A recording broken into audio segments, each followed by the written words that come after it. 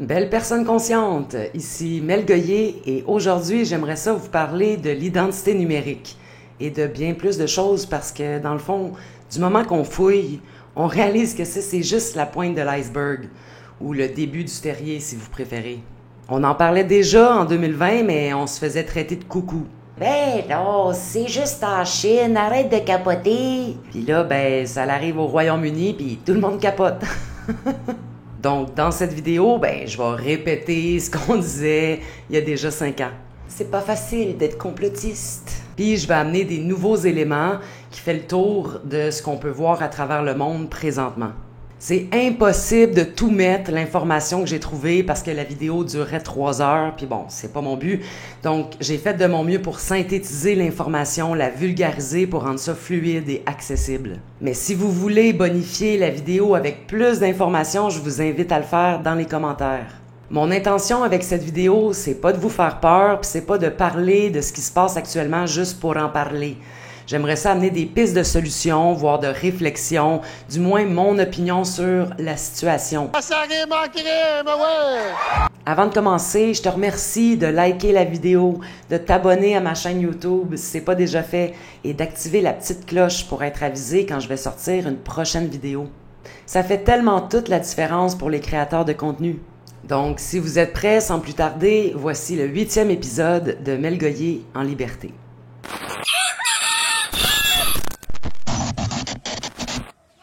Je vais commencer la vidéo avec un rappel de l'agenda 2030. Ceux qui font pas le lien entre l'agenda 2030 et l'identité numérique, inquiétez-vous pas, vous allez finir par le faire. Donc voici une courte vidéo qui explique qu'est-ce que l'agenda 2030, au-delà de ce que nous présente le narratif principal. It's a totalitarian state being developed right now all over the world. It is the inventory and control plan.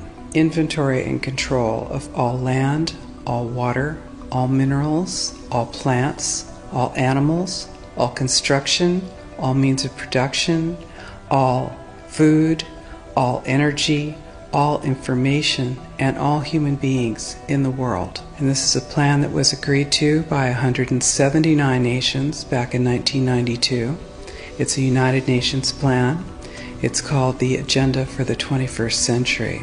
It's about moving populations into city centers, concentrated city centers, and clearing them out of the rural areas. All systems have to be brought into harmony in order to control them all.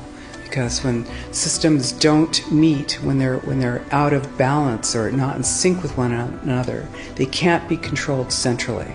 And the goal of Agenda 21 is one world government and total control from a central unit. The mainstream media is owned by 5 major corporations, and you're not going to get this information from the mainstream press. So you need to be your own press. You need to educate yourself. You need to get out there and educate your neighbors, your community, your real community. You need to help your children understand that they're being indoctrinated from pre-kindergarten to postgraduate school. All of us have a responsibility to ourselves and to others. This is true community, to work for personal freedom. This is essential. It's essential as free human beings. This is what we are. We are free, and we need to continue to be free. And I do believe that we will win, but we have to become aware that there is a fight. Dans un commentaire sur X, il y a quelqu'un qui me disait « Ouais, mais là, l'identité numérique, c'est comme le NAS, le numéro d'assurance sociale. Sans NAS, tu peux pas travailler, fait que c'est la même chose. » Non, c'est pas la même chose. Comme je le disais au début de la vidéo, l'identité numérique, c'est comme le cheval de Troie de bien des affaires. Premièrement, ça encourage beaucoup la technologie de biométrie. Ça inclut aussi un portefeuille numérique, la monnaie numérique qui est traçable et programmable, le contrôle des réseaux sociaux, toutes les métadonnées qui sont centralisées et qui permettent éventuellement le crédit social et une surveillance 24/7. Une identité numérique, c'est 100% en ligne, qui peut te permettre de t'identifier, souvent grâce avec la technologie de biométrie. La biométrie, c'est quoi? Par exemple, la reconnaissance faciale, les empreintes digitales, le scan de l'iris. Il y a des gens, par exemple, qui utilisent leur téléphone cellulaire puis que pour l'ouvrir, Poup, ils ont juste à mettre leur empreinte digitale sur le bouton puis ça s'ouvre. Aux États-Unis, il y a Amazon qui a sorti la technologie One Palm, une paume. Meet Amazon One, the fast, convenient, contactless identity service that lets you enter, identify, and pay using only your palm. Signing up is simple. Sign in with your Amazon account and create your free profile. Take a photo of your palm, or both palms. Then, visit any Amazon One device to enter, identify, or pay with your palm, and we'll activate your profile. Get started today. I don't like where this is going. En Chine, ben, tu peux payer ta bouteille d'eau avec une reconnaissance faciale. Alors, on paye avec la tête. Et voici le paiement à la tête du client.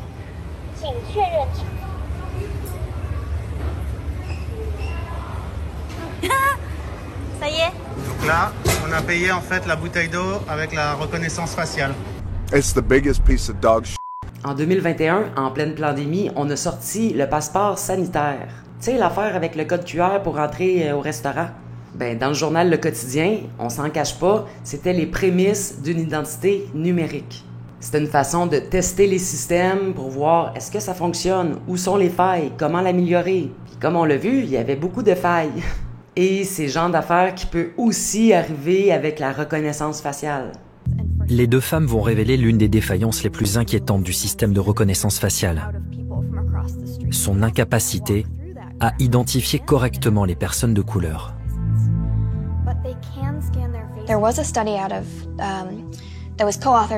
Une étude réalisée en 2012 par un expert du FBI a révélé que les taux d'erreur d'identification étaient plus élevés de 5 à 10% chez les personnes de couleur que chez les blancs. Et qu'est-ce que cela signifie? Cela signifie que les Noirs, lorsqu'ils font l'objet d'une enquête, ont plus de chances de se voir accusés de crimes qu'ils n'ont pas commis. Ce que nous voulions faire, c'était tester le logiciel de reconnaissance d'Amazon, tester son efficacité. On a pris des photos des membres du Congrès et on les a comparées à une base de données de 25 000 photos d'identité.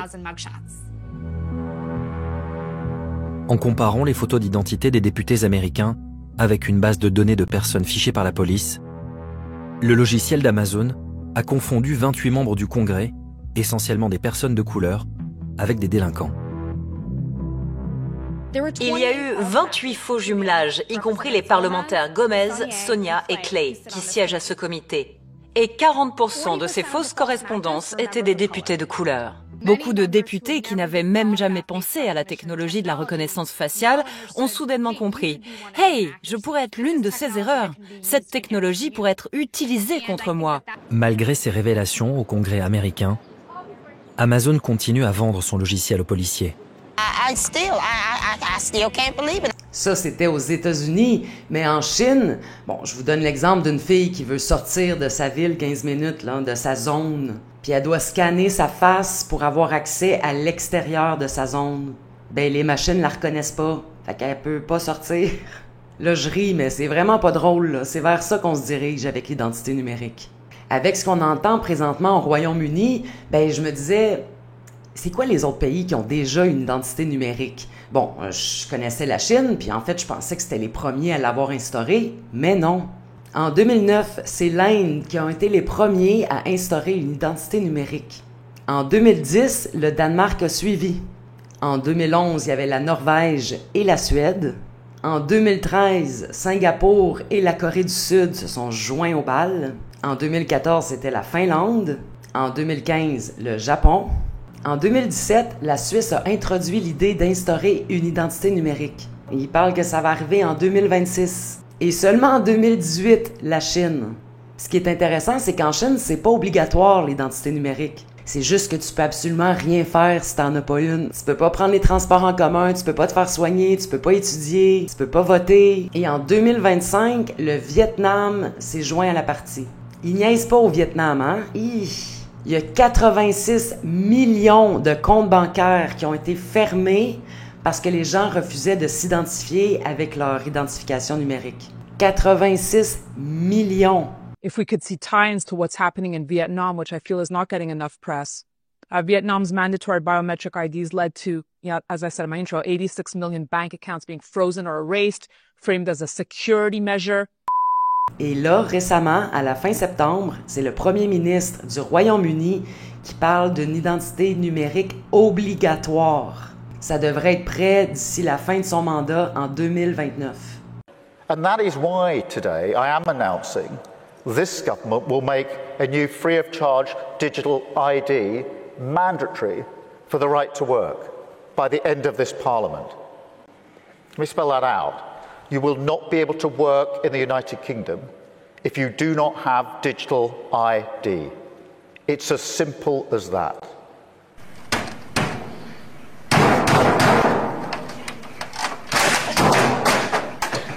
Au Canada, on pourrait se sentir à l'abri parce que Carney, d'un ton monotone vraiment plate avec des mots qui veulent rien dire, tente de nous rassurer en nous disant que pour l'instant, il n'y a pas de plan pour faire l'identité numérique. Keir Starmer's introduced a digital ID card. Wants to make it mandatory as a way of controlling immigration. Is that something Canada might consider? Well, Paul, in terms of A few moments later. So, now, are there merits to having common digital identification for government services, for you say immigration, also for financial services, portability, other aspects? There may be. 2,000 years later. We don't have current plans for that. The government in this town is excellent and uses your tax dollars efficiently. Ben de un, il faut prendre en considération que le Royaume-Uni, l'année passée, disait que c'était impossible que l'identité numérique arrive. Non, ça sera jamais obligatoire. Et boum, surprise, 1 an plus tard, le premier ministre annonce la venue de l'identité numérique. Puis quand même bien que Carney tente d'avoir un discours rassurant, ben on se mentira pas là. Ici au Québec, ça fait déjà des années qu'on se prépare à l'identité numérique. C'était supposé d'être prévu en 2021. On a déjà investi plus de 20 millions de dollars dans le projet. Puis le coût total du projet est estimé à environ 105 millions de dollars. Ça, c'est sans compter toute la technologie de biométrie qui permet l'identité numérique. Là, la facture grimperait à des milliards de dollars. Puis au nom de la sécurité, on nous vend l'idéologie de l'identité numérique. Par exemple, pour contrôler les réseaux sociaux. Ça, en langage clair, ça veut dire qu'il va y avoir encore plus de contrôle sur les réseaux sociaux, puis que si on n'aime pas ce que tu dis, on va pouvoir t'identifier et te censurer. I propose putting an end to anonymity on social media. We are allowing people to roam freely on social networks without linking their profiles to a real identity. This paving the way for misinformation, hate speech, and cyber harassment, because it is facilitating the use of bots and it is allowing people to act without being held accountable for their actions. That is why I believe we must push forward the principle of pseudonymity as the functioning element of social media, and force all these platforms to link every user account to an European digital identity wallet. This way, citizens could use nicknames if they want, but in the case of a crime, public authorities would be able to connect those nicknames to real people and hold them responsible. This is the only way to really ensure that minors do not access inappropriate content, that people who commit crimes are banned or prosecuted from social networks, and that the millions of fake profiles that exist and influence the public conversation are removed. Donc, l'identité numérique avec la biométrie permet un portefeuille numérique. C'est une plateforme qui te permet de t'identifier, mais aussi qui te donne accès à tous les services et tes documents numériques. Et toute l'information, elle est centralisée et gérée soit par le gouvernement, soit par des entreprises privées. Dans les deux cas, c'est vraiment pas rassurant. On nous dit que ça va être bien pratique d'avoir un portefeuille numérique, ça va rassembler toutes sortes de documents numériques. Ça, c'est le narratif officiel. Mais en réalité, ça va beaucoup plus loin que ça. Je vous laisse entendre une publicité sur un portefeuille numérique et sa réelle utilité. Bonjour à tous, je vous présente Lucie, étudiante en psychologie. Et moi, son Digital ID Wallet, émis par le gouvernement pour offrir une large gamme de services d'identité. Je suis en fait un moyen pratique de prouver et de protéger son identité, aussi bien virtuellement qu'en face à face. Regardons de quoi je suis capable. Je peux aider les pouvoirs publics à mieux communiquer avec les citoyens. À cet instant précis, je rappelle à Lucie le rendez-vous qu'elle doit prendre pour sa vaccination. En chemin, Lucie m'utilise pour déclarer la perte de son passeport. Elle en a besoin pour son prochain voyage. Aucun problème. Elle peut demander un passeport numérique d'urgence sans avoir à se rendre au bureau qui les délivre. Et ce n'est pas tout. Je peux aussi aider Lucie à faire une demande d'acte de naissance, payer ses impôts ou prouver son identité lors de la souscription à de nouveaux services. Les amis de Lucie l'attendent à l'intérieur du bar. Pour la laisser entrer, je génère simplement un code QR qui prouve que Lucie a l'âge requis.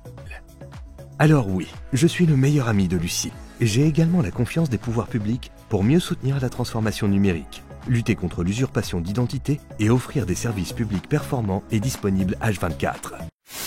Une autre entreprise privée qui s'en mêle, ben vous ne serez pas surpris d'apprendre que c'est la fondation Bill et Melinda Gates.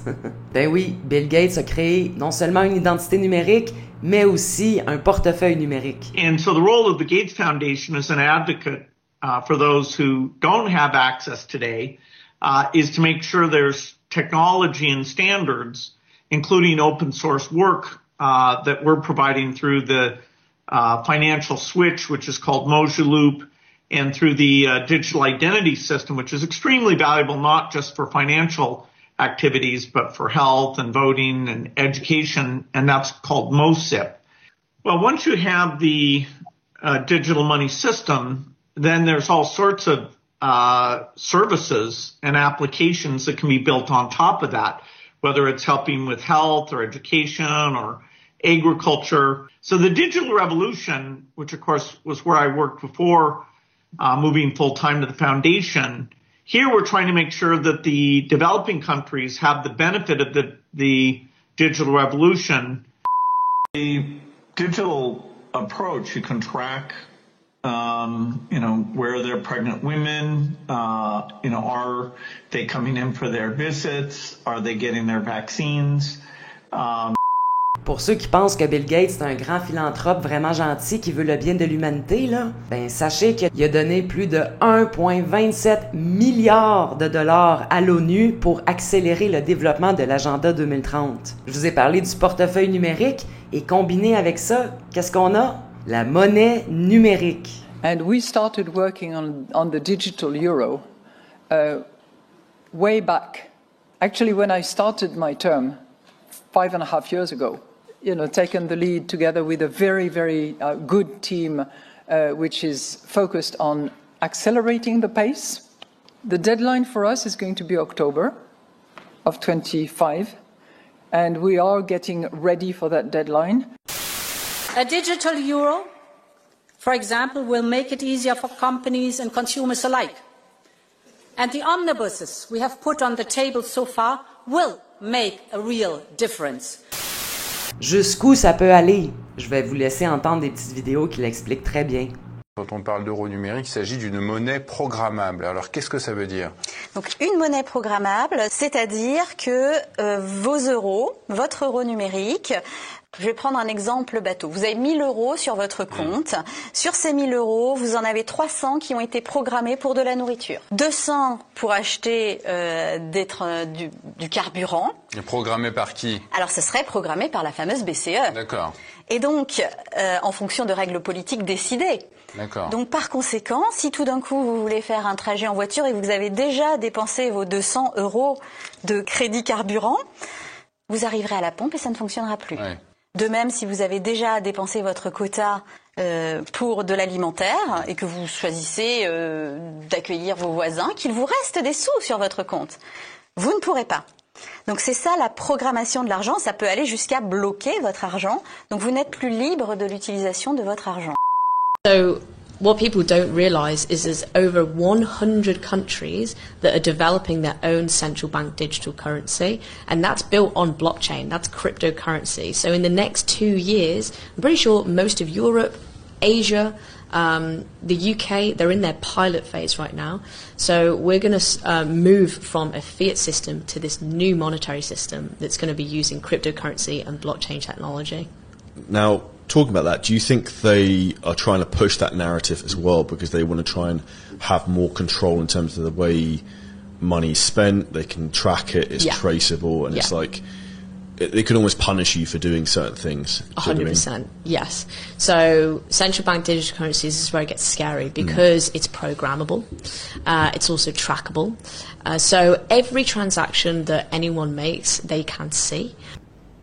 What? Ça sera pas long qu'avec l'identité numérique, le portefeuille numérique, on arrive à une dictature numérique. On a juste à regarder ce qui se passe en Chine pour mieux comprendre l'idée du crédit social et du contrôle absolu qu'on veut avoir sur la population.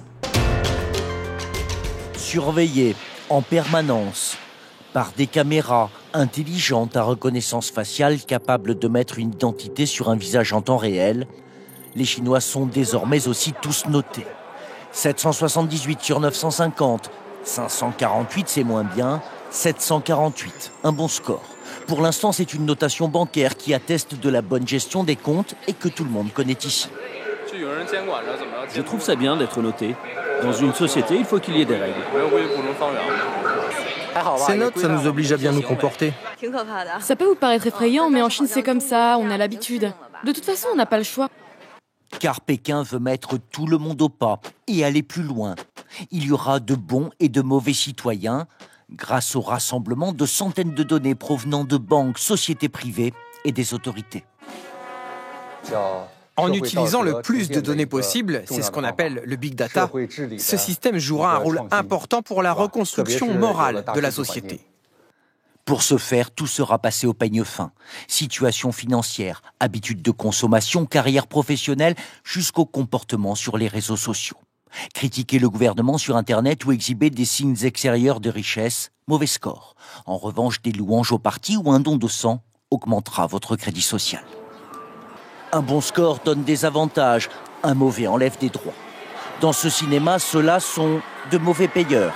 Les visages que nous avons dissimulés, les noms, les adresses se retrouvent en haut de l'affiche. C'est une question de principe. Il faut les dénoncer, ces gens-là. Ces gens ne sont pas honnêtes. Ils doivent payer le prix. Ne pas rembourser? C'est normal de payer ses dettes, sinon il faut les mettre sur la liste noire. Cette liste noire, la voici, établie par la Cour suprême pour ces mauvais citoyens dont la note est tombée à 0. Elle concerne des entreprises, mais aussi 23 millions d'individus à ce jour. Parmi eux, un journaliste, Liu Ru. Il se serait approché d'un peu trop près des affaires de corruption de hauts responsables du parti. Condamné par un tribunal pour diffamation, c'est pour cela, selon lui, que son nom s'est retrouvé sur la liste noire, du jour au lendemain. Il l'a découvert en allant chercher un billet de train et compris qu'on ne le laisserait plus voyager. Voilà, ça me dit que je suis toujours sur la liste noire. Il est jugé indigne de confiance et donc puni. Une fois qu'on se retrouve sur liste noire, on ne peut plus avoir de crédit bancaire, ou créer une entreprise, acheter un appartement, ou même envoyer ses enfants dans une école privée. Rares sont ceux comme Liu Ru qui osent émettre une critique contre ce système que certains qualifient de dictature numérique. Je m'inquiète, car beaucoup de gens, je pense, n'auront plus de libertés individuelles comme moi. Nous vivrons tous avec plus ou moins de restrictions. My disappointment is immeasurable, and my day is ruined. Le narratif principal, il est toujours bien beau, mais il y a toujours une autre réalité qui se cache derrière. En ce moment, contre le totalitarisme qui est en train de s'installer, il y a des voix fortes qui s'élèvent. C'est important qu'on les entende parce que c'est pas tout le monde qui comprend la gravité de l'identité numérique. C'est juste une identité numérique, là! Oui, c'était juste 2 semaines de confinement aussi, hein? Dans les voix qui s'élèvent contre le contrôle totalitaire qui s'approche à grande vitesse, là, je pense entre autres à Robert F. Kennedy. What we're seeing today is what I call turnkey totalitarianism. They are putting in place all of these technological mechanisms for control we've never seen before. It's been the ambition of every totalitarian state from the beginning of mankind to control every aspect of behavior, of conduct, of thought, and to obliterate dissent. None of them have been able to do it. They didn't have the technological capacity. Today, the mechanisms are being put in place that will make it so none of us can run and none of us can hide. Within 5 years, we're going to see 415,000 low-orbit satellites. Bill Gates says his 65,000 satellites alone will be able to look at every square inch of the planet 24 hours a day. Digital currency that will allow them to punish us from a distance and cut off our food supply. Every right that you have is transformed into a privilege contingent upon your obedience to arbitrary government dictates. It will make you a slave. Every time you comply, you get weaker. Bullies cannot be appeased. It just encourages them to new forms of torture and torment. Je pense aussi à Christine Anderson, une femme politique allemande, députée européenne. They're realizing they're running out of time because more people are waking up. What they don't get, though, is people are waking up because they're ramping it up, right? It's getting so ridiculous. So they're kind of running out of time. They have a feeling, rightly so, the window is kind of closing because the critical voices are becoming more and they're becoming louder. So that's why they're ramping things up. And you see that. So, I mean, there is so many issues going on right now. They're erecting these 15-minute ghettos. That's what I call them. And they're starting with that pretty much in Great Britain. Then in Ireland, too, you know, it's kind of starting there. In Netherlands, of course. You have they bash down the farmers. Once again, we're being told it's just, you know, to make a better life for us, to make the world a better place. But what it actually means is you won't have food. If the farmers don't produce food anymore, you won't have anything to eat. It's as simple as that. And tying into that, I wonder why Bill Gates all of a sudden, you know, buys farmland, you know, like crazy. Why would he do that? Well, if you have control over the food, you know, you have total control of the people. So we're seeing all of these issues going on. Digital identity, next thing. Digital identity, it's not so your life is easier. It's so government has total control over you. That's our future. And I'm not talking the future 30, 40, 50 years from now. It's happening now. It is happening now. Digital currency. Oh, isn't that's the crème de la crème of all control mechanisms. I mean, you know, what do you think is going to happen if the next time you refuse to take an mRNA shot? You know, with a flip of a switch, they just cancel your account. You cannot buy food anymore. You cannot do anything anymore. That's pretty much where I think it's going. It's to erect a totalitarian surveillance state. Puis il y a tellement d'autres voix qui se prononcent. Puis plus il y en aura, mieux ça sera pour rejoindre un maximum de personnes. Ben, il y a un citoyen londonien qui a imaginé, ça ressemblerait à quoi? Tous les citoyens qui se rassemblent et qui résistent ensemble pendant 30 jours. Je vous laisse entendre sa vidéo parce que je la trouve inspirante. Imagine if the whole of the UK decided not to sign up to the mandatory digital ID. Here's what would happen in the first 30 days. And by day 30, that's when the story really begins. Day 1, the rollout begins and nobody signs up. Millions are expected overnight, but online portals sit empty, mate. The press call it a national act of defiance, and the government are just sitting there looking shocked. Day 2 to 4, the system stalls, but people start to adapt. Pharmacies go off book, doctors start handwriting notes, Employers paid cash in hand. On the ground, life goes on, just not in the way Labour planned it. Day 5 to 7. Benefits freeze, universal credit, pension, child support. But communities rally. Church halls, mosque, community centres turn into aid hubs. The state may hold the money, but people take care of their own.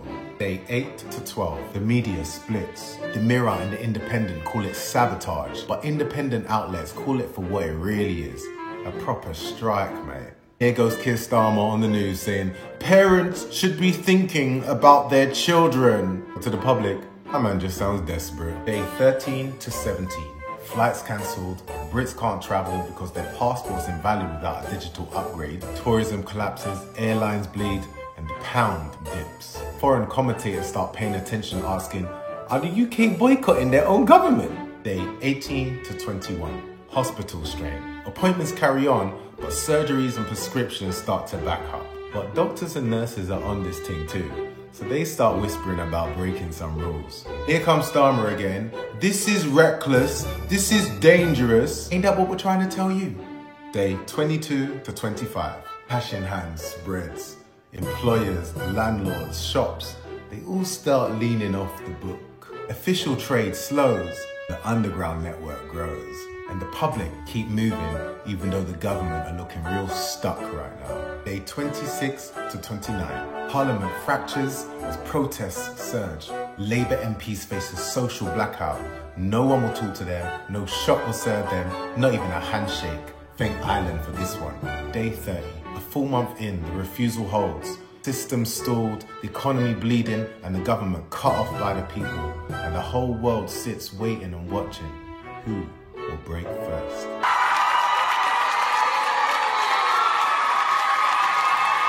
Donc oui, c'est excellent de résister en ce moment.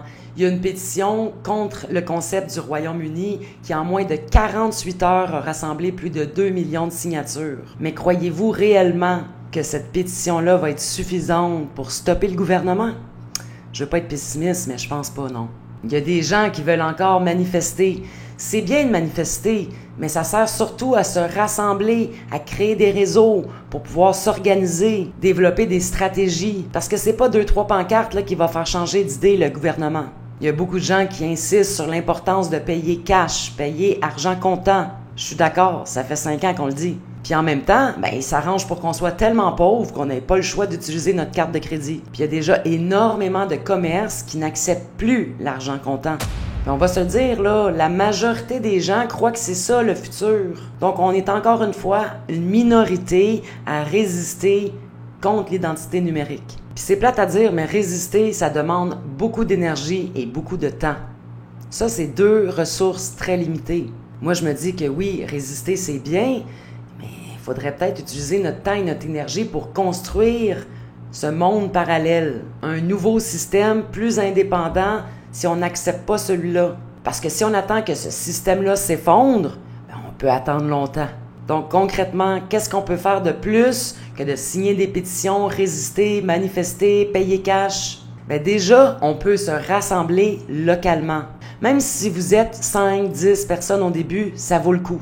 Tu sais, dans le temps, on avait les églises. À tous les dimanches, tout le village se rassemblait à l'église. C'était des rencontres ponctuelles. Là, aujourd'hui, il n'y a plus grand monde qui vont à l'église. Mais ça ne nous empêche pas de reprendre le concept et de le créer pour qu'il nous serve autrement. On peut aussi créer des réseaux de professionnels, des professionnels insoumis, là, qui vont nous offrir leurs services sans avoir besoin de leur présenter une identité numérique. Moi, j'ai créé un groupe Facebook « Soutenons les Insoumis ». C'est justement ça l'idée, c'est de créer un réseau qui nous permet le plus possible d'être indépendants de leur plan de marde. Il existe aussi un bottin qu'on s'échange via courriel de toutes sortes de professionnels insoumis. C'est le genre d'initiative qu'il va falloir commencer à mettre de plus en plus de l'avant. Si on a besoin d'une identité numérique pour aller se faire soigner à l'hôpital, il faudrait commencer à apprendre à se soigner autrement.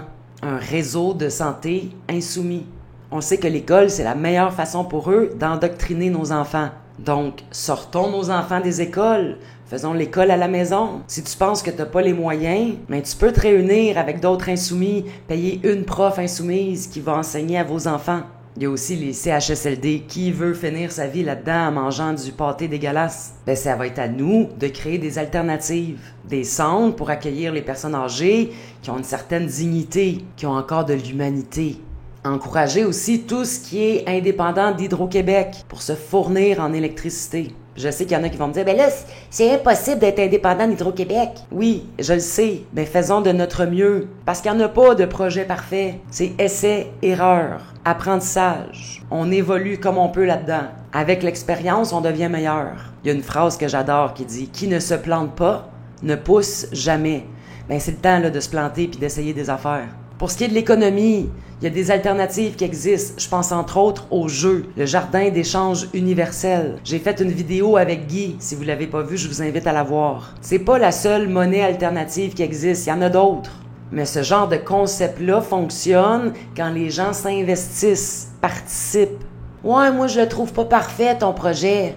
Qu'est-ce que tu proposes de mieux? Comment tu peux faire pour l'améliorer? Investis-toi dans quelque chose. Il y a la bouffe aussi, tu sais, l'agriculture, on en a parlé avec Bill Gates. Ils veulent contrôler la bouffe. Il y a les agriculteurs de l'autre côté qui se battent depuis longtemps. Faut devenir le plus indépendant possible. Il y a plein de belles initiatives qui existent déjà. Je sais qu'il y a des insoumis qui enseignent comment faire la permaculture, qui en un week-end vous montent un beau jardin. Faut penser à faire des serres aussi, parce qu'on a l'hiver au Québec. Puis là, je sais qu'il y en a qui vont parler d'un parti politique de démocratie directe. Je sais qu'en théorie, la démocratie directe, c'est donc ben beau. Je suis pas contre l'idée, juste que je l'ai essayé à petite échelle, puis je vous le dis, il y en a des défis dans cette idée-là. Quand tu la mets en pratique, là, tu vois les difficultés. Moi, en 2011, j'ai participé à Occupy Montréal. Il y avait des tentes en plein milieu du centre-ville de Montréal, une cuisine populaire. C'était vraiment bien organisé. Puis au début, c'était vraiment le fun. Tu sais, on faisait des assemblées populaires. Parle plus vite, c'est long, abouti, accouche. Je suis pas d'accord, je suis d'accord. À 20, 30, 50 personnes, c'était génial. Puis à un moment donné, ça s'est gâté. Il y a eu un viol dans une tente. Il y a une fille qui s'est faite violer. C'est sûr qu'on a appelé la police, là. Mais si on veut être cohérent, on dit, bon, la police, c'est un service d'État. Si on veut être indépendant de l'État, qu'est-ce qu'on fait?